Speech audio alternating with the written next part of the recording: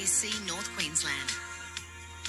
Susan Graham-Ryan with you this morning. Thanks for being with me. Well, I think it's fairly safe to say that there's been lots of opinions coming through on the back of the federal budget announcement this week. There have been very, very mixed reactions. At least one sector has slammed the government, saying it misses the mark. The comments coming from the Gambling Harm Lived Experience experts, otherwise known as GHLEE organisation, who also claim the budget is weak and largely ineffective. Rebecca Thorpe is a volunteer with the organisation and is with me now. Thanks for your time today. Thanks for having me. Rebecca, the statements that have come out this week from GHLEE, I think, make their stance very clear. Why are you so concerned about the federal government's actions here? They've done next to nothing. The thing is that the Murphy report, which is what the government are responding to here, came out almost 3 years ago, and the government's done absolutely nothing since then. Now, they're tweaking around the edges at this point in time. If they'd done these sort of minor changes 3 years ago as a way to get the ball rolling, then we wouldn't be so concerned. But the fact that there's 31 recommendations in this report and almost all of them have been ignored is really quite disturbing, especially since Peta Murphy, whose name is attached to this report, who led this inquiry, she stayed in Parliament literally dying of cancer because she wanted to make sure that this stuff was seen through. She was that passionate about it. She saw how important it was for our community to get on top of gambling in Australia. And the Prime Minister stood up just after she died and said he was going to honour her legacy. This is no way to honour her legacy. She must be looking down upon us and just devastated that the Prime Minister is just taking things so lightly when it's such a massive problem in Australia. So there has been a very long list of recommendations. What do you think the government needs to prioritise if they're going to choose just a few steps to take in the near future, given that it's 3 years on already, as you were just saying? What needs to be at the top of the priority list if they are to take action now? Sure. So there's three things that we really want to see prioritised. The first one is the establishment of the independent national online gambling regulator. The problem that we've got in Australia at the moment is that there's no national regulator.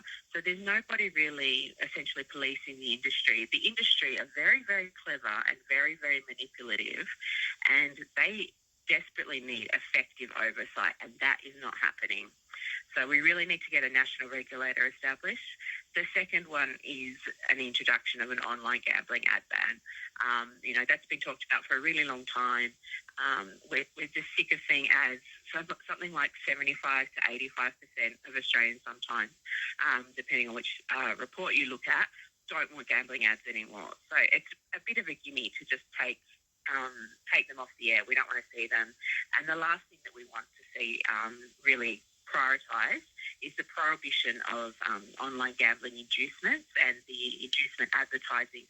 So what we're talking about there is the sort of thing where you're like, free bets, bet here, you get your money back if you lose. That's not the case, but it's essentially very much false advertising, and it's extremely manipulative.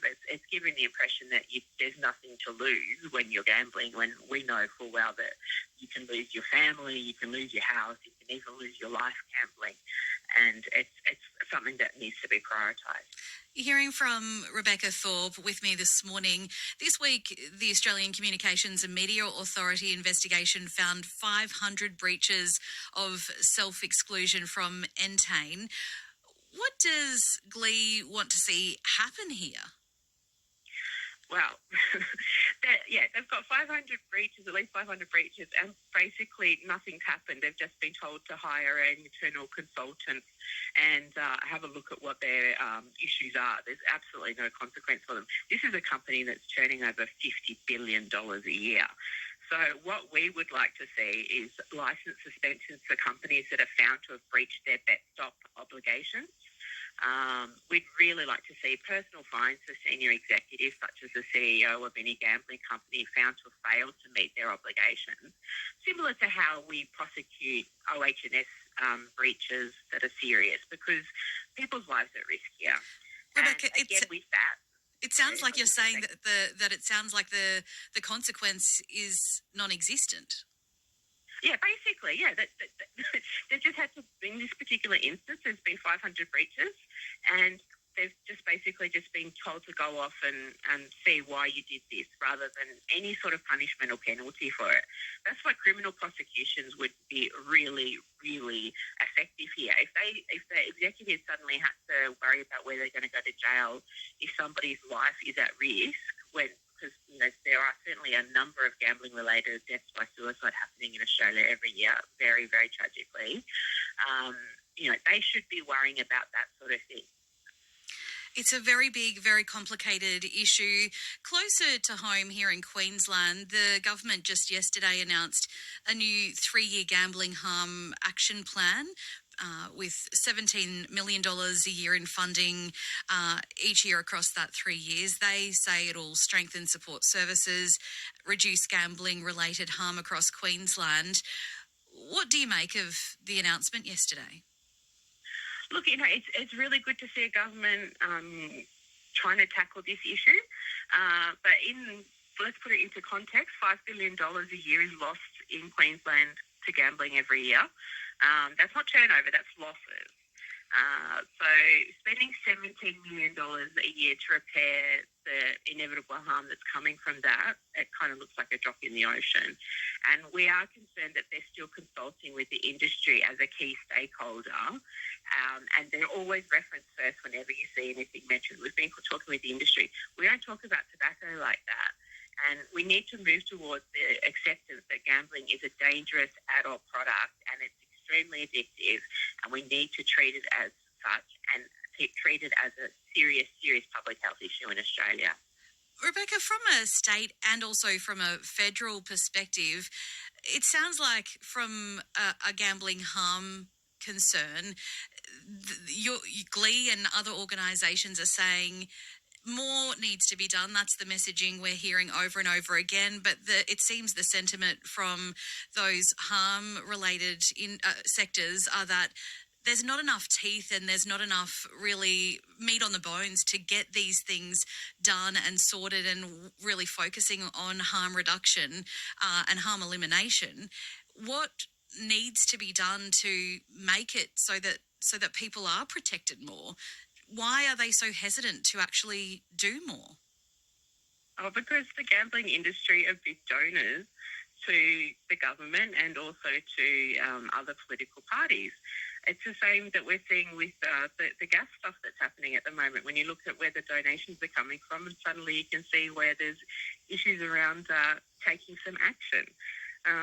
People always talk about governments being addicted to taxes from gambling, and that is a complete myth compared to how much it costs to undo the harm of gambling. The money brought in by taxes is nothing in comparison.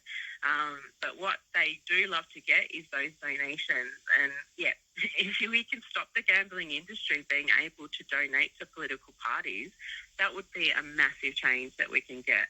There's also some really serious changes that could quickly come into Queensland that would really help prevent harm, such as mandatory card use when you're using a poker machine. And that would be where you can set a limit and a limit of both the amount of time you want to spend there and the amount of money that you're prepared to lose. And then once you reach that limit, you wouldn't be able to use the machine anymore. That would really, really stop a lot of harm. And we've got another issue in Queensland where venue data is not available.